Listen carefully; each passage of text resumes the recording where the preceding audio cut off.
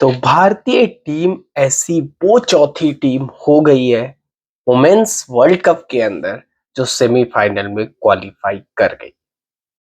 इससे ज्यादा खुशी की बात और इससे ज्यादा तसल्ली की बात स्मृति मानधना, हरमनप्रीत कौर और अमूल मंजोदर के लिए नहीं हो सकती। वो इस समय सबसे ज्यादा खुश होंगे तीन के तीनों, क्योंकि स्मृति मानधना हो सकता है एक और वर्ल्ड कप खेलती हुई नजर आए 2029 का, लेकिन हरमनप्रीत कौर का ये मेरे हिसाब से आखिरी वर्ल्ड कप होगा। भारत अब 2 जीत दूर है अपना पहला आईसीसी ट्रॉफी उठाने के लिए, और वो 2 जीत कौन सी 2 जीत होंगी उसमें ऑस्ट्रेलिया का आना लाजमी तय माना जा रहा है। भारत और ऑस्ट्रेलिया के बीच सेमीफाइनल होना तय है। अगर भारत अगर साउथ अफ्रीका और ऑस्ट्रेलिया के बीच जो मुकाबला खेला जाना है उस मुकाबले में साउथ अफ्रीका ऑस्ट्रेलिया को हरा देता है तो भारत और साउथ अफ्रीका के बीच सेमीफाइनल मुकाबला होगा। अगर साउथ अफ्रीका हरा नहीं पाता है तो भारत और ऑस्ट्रेलिया का मुकाबला होगा, क्योंकि भारत का स्थान चौथा तय हो चुका है। इंडियन टीम टॉस हार गई और जो गर्मी थी नवी मुंबई की, उस गर्मी के माहौल में टॉस हार जाना, और वहां पर न्यूजीलैंड के कप्तान सोफी डिवाइन से एक गलती हो गई। और वो गलती क्या हो गई? वो गलती हो गई कि उन्होंने टॉस हार कर जीत कर पहले बॉलिंग कर ली। भारत की तरफ से प्रतिका रावल और स्मृति मानधना, जिनका बड़ा स्कोर ड्यू था। स्मृति मानधना पहले 2 गेम्स में, फिर साउथ अफ्रीका के गेम्स में जिस तरीके से फ्लॉप हुई थी उन पर क्वेश्चन मार्क खड़े हो रहे थे, लेकिन स्मृति मानधना ने पिछले 3 गेम में 2 80s और 1 शतक बनाकर इस समय वर्ल्ड कप का टॉप स्कोरर में अपना नाम दर्ज करा लिया है। प्रतिका रावल, सबसे पहले बात करते हैं प्रतिका रावल के ऊपर। प्रतिका रावल स्लो स्ट्राइक रेट से खेल रही थी। स्लो स्ट्राइक रेट से खेलते हुए कोई दिक्कत नहीं थी, लेकिन 30 रन बनाने में 50-60 बॉलें लेकर फिर आउट होकर पवेलियन चले जाना, मतलब टीम को बीच मझधार में छोड़कर जाना। प्रतिका रावल पूरी तरीके से यही कर रही थी। वहां पर दिक्कत आ रही थी नीचे बैटर्स को। आज भी प्रतिका रावल ने अपना ए गेम ही खेला, लेकिन बहुत डीप लेकर गई और लास्ट में जाकर पावर हिटिंग भी रखती है ये दिखाया प्रतिका रावल ने, और 134 बॉलों में 122 रन बनाए, जिसमें 13 चौके और 2 छक्के और 91 का स्ट्राइक रेट। मतलब प्रतिका रावल ने आज समझदारी भरी बैटिंग करी है, जो बैटिंग की जरूरत थी आज, क्योंकि भारतीय टीम पर आज के मैच में बहुत ज्यादा प्रेशर था। सबसे बड़ा प्रेशर कि आप अपनी होम कंडीशंस में खेल रहे थे, और अगर आज हार जाते तो शायद टूर्नामेंट से बाहर होने की उम्मीदें बहुत ज्यादा हो जाती, क्योंकि फिर जो कंडीशन बनती, अगर इंडिया आज हार जाती तो फिर इंडिया को गुजरना पड़ता इंग्लैंड और न्यूजीलैंड के मैच पर, और डिपेंड करना पड़ता कि इंग्लैंड न्यूजीलैंड को हरा दे फिर हम बांग्लादेश को हरा दे, तब ऐसा कुछ सिनेरियो बन के हम पहुंच जाए। ऐसा नहीं हुआ। आज ही भारत ने न्यूजीलैंड को बुरी तरीके से हराकर सेमीफाइनल में प्रवेश कर लिया। अब बात करते हैं स्मृति मानधना के ऊपर। स्मृति मानधना भारत को इस इतनी बेहतरीन बैट्समैन मिली है, ये नजर ना लगे, जितनी तारीफ की जाए इस बल्लेबाज की उतनी कम। 109 रन बनाती है, 95 बॉलें लेती है, 10 बेहतरीन चौके, 4 छक्के और 114 का strike rate. Left hander batsman है। क्या गजब के शॉट्स खेले आज। एक एक चीज मैंने स्मृति मानधना की आज देखी। पूरी बैटिंग में जिस तरीके का कॉमनेस था, और वो हड़बड़ी नहीं थी।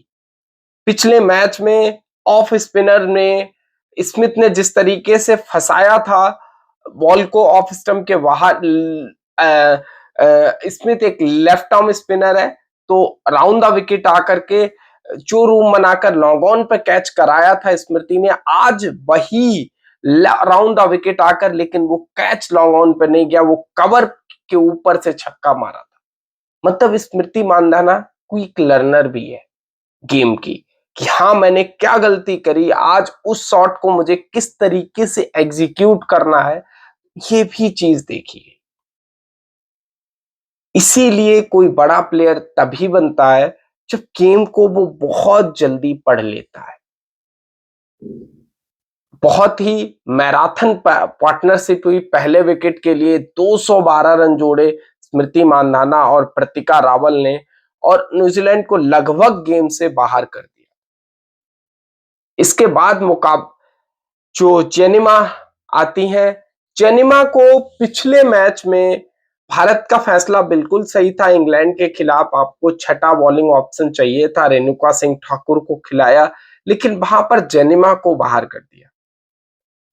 जेनिमा ने आज दिखाया, और मैं पहले दिन से बोल रहा हूं कि हरलीन देवल को नीचे लाओ, जेनिमा को ऊपर लाओ, क्योंकि जेनिमा में क्या है, जेनिमा में वो ताकत है। नंबर 3 पर जेनिमा पिछले 2-3 साल से खेल रही है, लेकिन अभी 6 महीने से हरलीन ने नंबर 3 पर 1-2 सेंचुरी बनाई, पर हरलीन का स्ट्राइक रेट नंबर 3 पे बहुत ही ज्यादा गंदा है, और वो उस पावर से बैटिंग नहीं करती हैं जिस पावर से बैटिंग करनी चाहिए। लेकिन आज जेनिमा ने जिस तरीके से पावरफुल बैटिंग करी, कोई छक्का नहीं था इस पारी में, लेकिन क्या खूबसूरत चौके थे, 11 खूबसूरत चौके, 55 बॉलें ली और 76 रन बनाए। और सबसे बड़ी चीज आपने देखा कि जेनिमा ने जिस तरीके से चौके मारे, कोई एज नहीं था, कोई कुछ नहीं, सारे मिडिल करते हुए चौके थे, और हर गेंद बाउंड्री लाइन के बाहर जा रही थी। इसीलिए जेनिमा रॉड्रिक्स का नंबर 3 खेलना बहुत जरूरी था इस टीम के अंदर, और आज टीम पूरी तरीके से एकजुट होकर खेली। इसके बाद हरमनप्रीत कौर 10 और ऋचा घोष को 1 गेंद मिली और उस पर चौका मारा, और भारत का कुल स्कोर 49 ओवर में 340 रन और 3 विकेट था। न्यूजीलैंड की टीम बैटिंग करने के लिए आती है। न्यूजीलैंड की टीम को 44 ओवर में 325 रन का विशाल स्कोर दिया जाता है। भारत ने 49 ओवर में 340 रन बनाए, बारिश होने के कारण इस टारगेट को रिवाइज किया गया, और उसमें 44 ओवर में 325 रन मिले न्यूजीलैंड को इस मैच को जीतने के लिए। इस मैच को अगर न्यूजीलैंड को जीतना था तो उनके टॉप ऑर्डर बैट्समैन सुजी वेट्स और जॉर्जिया पिलीमर को बैटिंग करनी ही थी, और लंबी बैटिंग करनी थी, जिस तरीके से प्रतिका रावल और स्मृति मानधना ने बैटिंग करी। लेकिन सुजी वेट्स बहुत ज्यादा जल्दी कर गई, और क्रांति गौड की एक गेंद जो शॉर्ट पिच गेंद थी, जिस तरीके से क्रांति गौड का वो एक पावरफुल बॉलिंग मानी जाती है, उन्होंने उसको फुल शॉट खेलने गई, गेंद खड़ी हो गई और प्रतिका रावल ने कैच लिया, 1 ही रन बनाई। सुजी वेट्स बहुत ही अनुभवी और एक समझदार बल्लेबाज हैं, लेकिन आज उनकी समझदारी कहां गई और क्यों वो नहीं दिखा पाई, ये एक न्यूजीलैंड के लिए सोचने वाली बात है, क्योंकि ये पूरे टूर्नामेंट में सुजी वेट्स बिल्कुल फ्लॉप रही हैं। चाहे वो ऑस्ट्रेलिया का गेम ले लो, चाहे वो न्यूजीलैंड साउथ अफ्रीका से का गेम ले लो, या फिर बांग्लादेश, ये श्रीलंका और पाकिस्तान में तो बैटिंग ही नहीं आई। तो जिस तरीके सुजी वेट्स नहीं चली, ये न्यूजीलैंड के लिए, जो न्यूजीलैंड का कैंपेन डीरेल हुआ है, उसमें ये भी एक बहुत बड़ा कारण बना हुआ है। इसके बाद जॉर्जिया पेलिमर और एमेलिया कैर नंबर 3 पर आती हैं, और दोनों पहले 5 ओवर में मात्र 10 रन बनाती है न्यूजीलैंड की टीम।